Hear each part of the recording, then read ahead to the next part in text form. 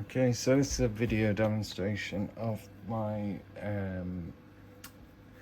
MA exhibition as it currently stands, which may change due to equipment issues at the university, but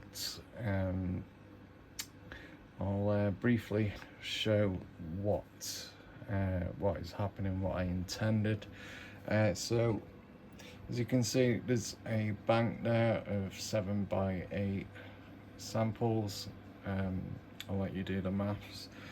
Again, that matches up directly to this and is mapped out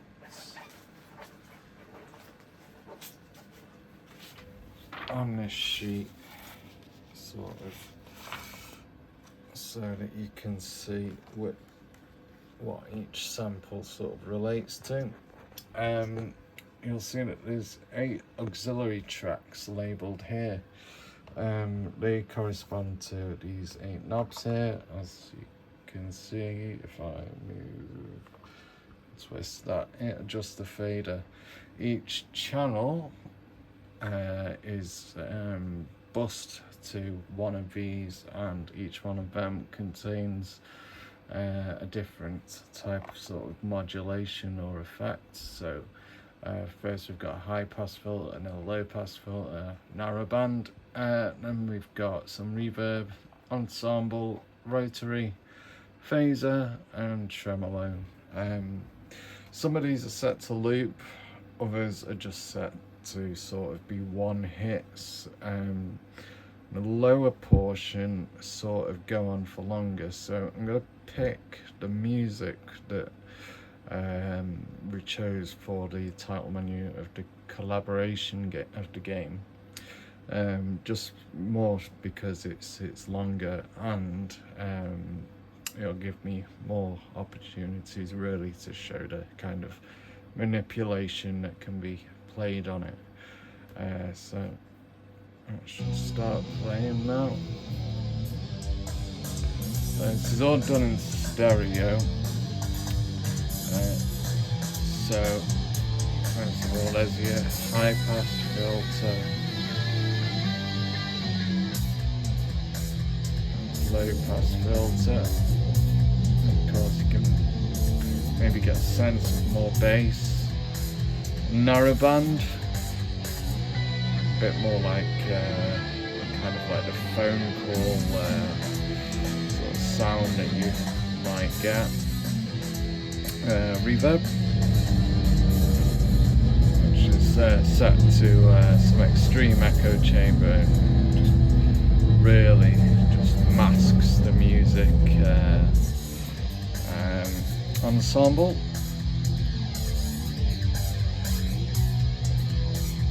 which kind of also has some sort of phasing attribute to it, but it is intended more as a double in. I'll pick another atmosphere, so this is kind of just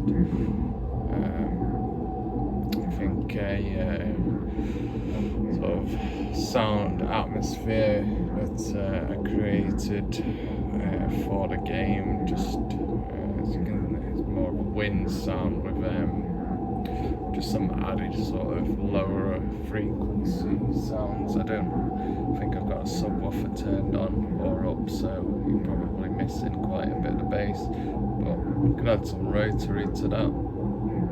That's a little bit of, it's not very strong, the rotary, but certainly the phaser is, and the tremolo, if I take that down. I'll pick another longer sample. Maybe not that one. We'll go with this one. I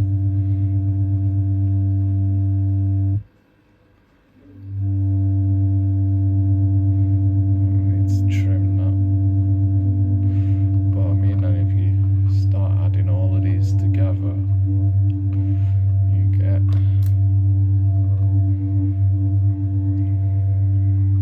kind of weird effects.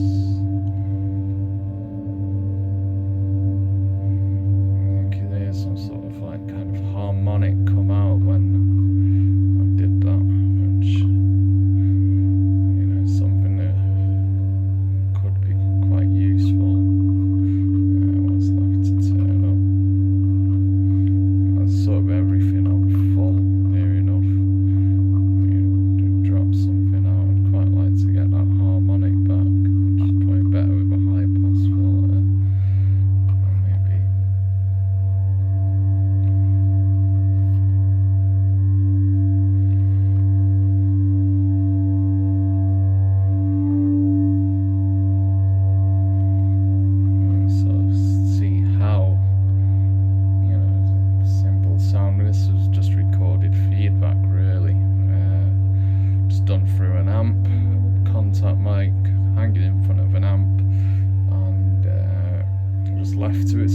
devices. I think maybe just moved some of the EQ around as it was feeding back, and you know, you get these kind of eerie effects, which was kind of what led me down the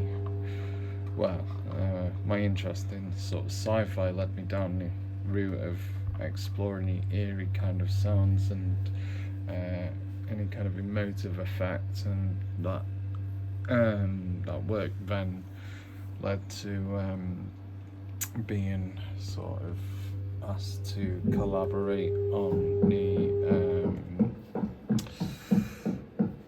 SCP game. So this is just Footsteps.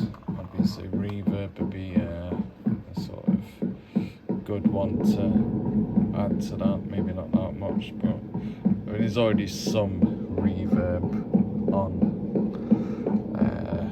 it already,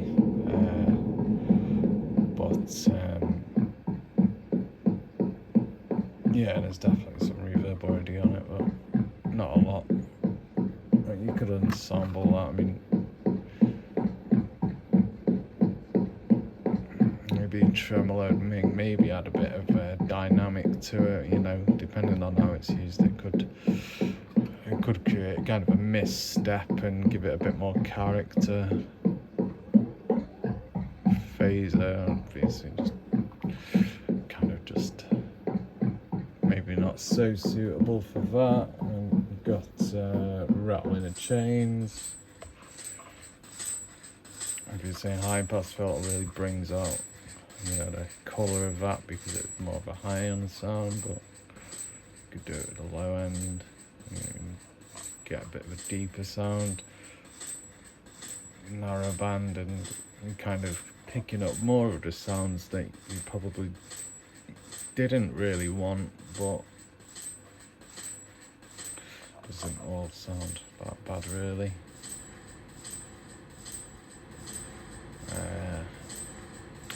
Yeah, this my choice in reverb, I might change it before it goes up, because I just think it's a bit overkill at the minute.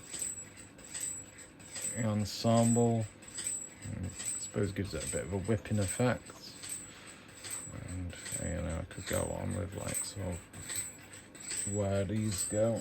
This was created for SCP-999, although it hasn't made it into the game, but that's because games take a hell of a long time to make, more time than we actually had to sort of produce. I've lost which thing I'm turning down, but I mean, personal favourites, the tremolo and probably the phaser.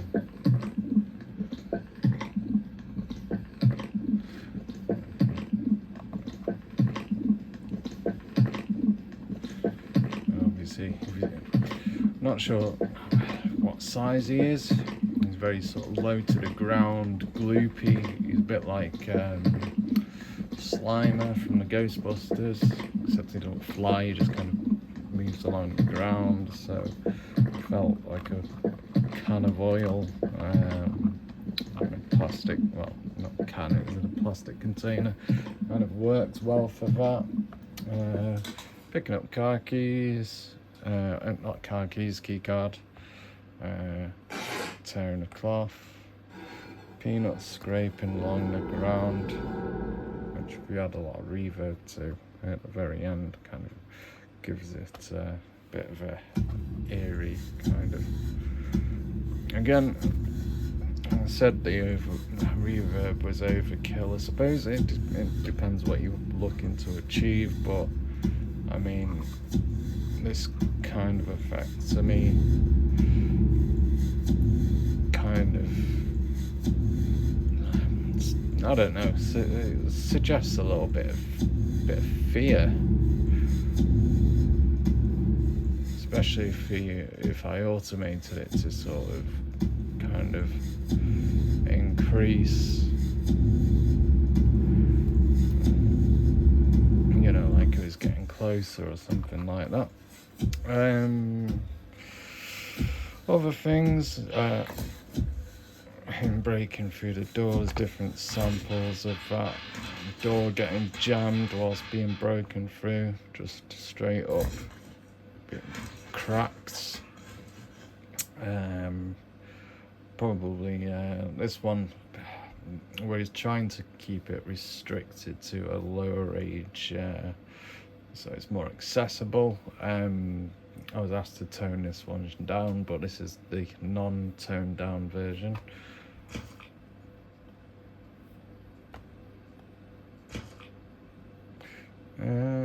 Not the one I was after. Oh, hang on, that's it.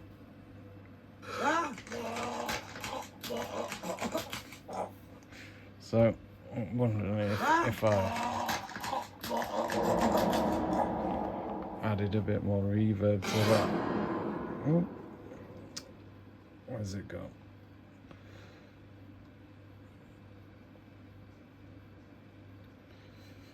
The thing about this is it's not always easy to find. Where is it? Pure Deaf. Right, third along, second row. So. Yeah, I think reverb works quite well for that. Yeah, hopefully this will go up as it is.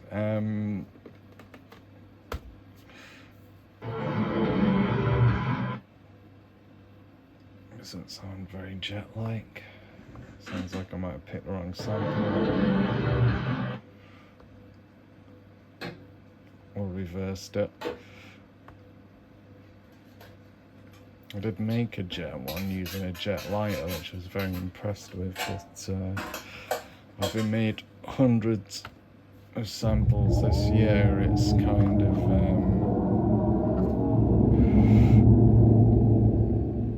finding the exact ones, unless you're very, very organised, which isn't my expertise, I suppose, although I'm getting better.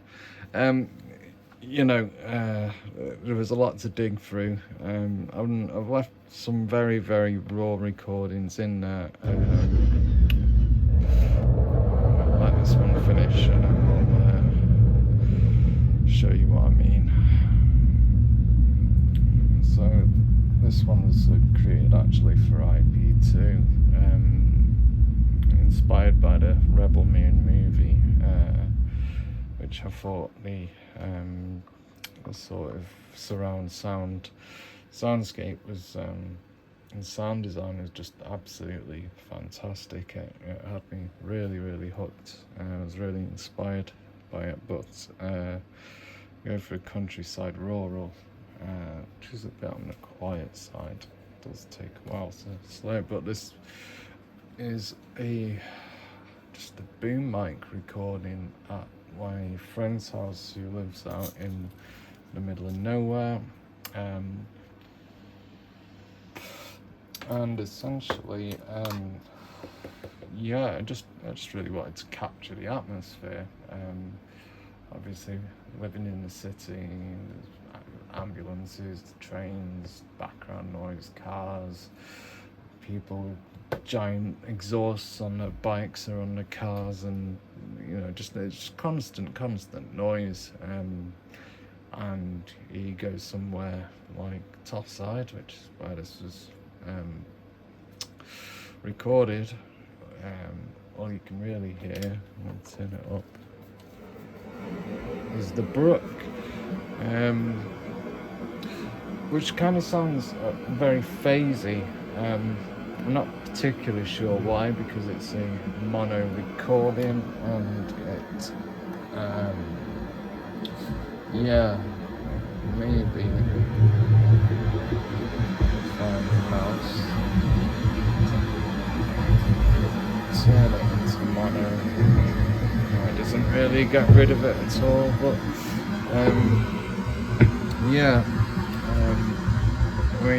there's no editing gone into that. I kind of felt that having just a raw, unedited recording go in there as part of it, so someone can really essentially do what I've done, recreate from scratch and see, you know, what kind of sounds you can make just by modulating what you generate.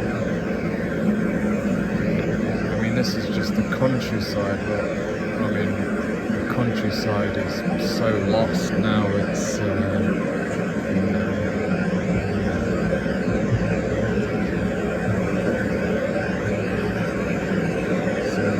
lost the ability to.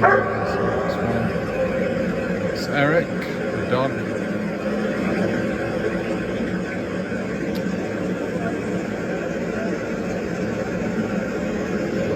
Super. Everything's moved along the way. I'm not sure I'm gonna fix that. Well, there you go. That's it.